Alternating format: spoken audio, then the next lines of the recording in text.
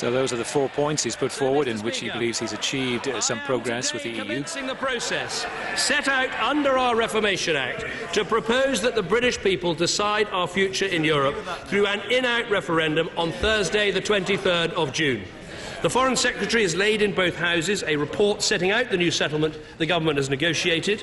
This fulfils the duty to publish information set out in Section 6 of the European Union Referendum Act.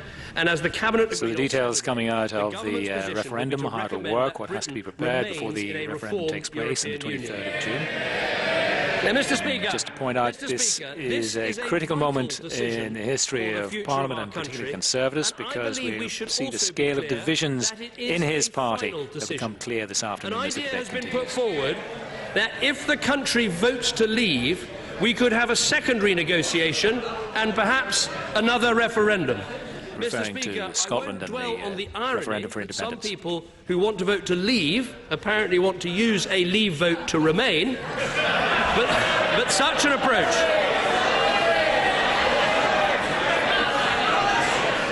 But such an approach...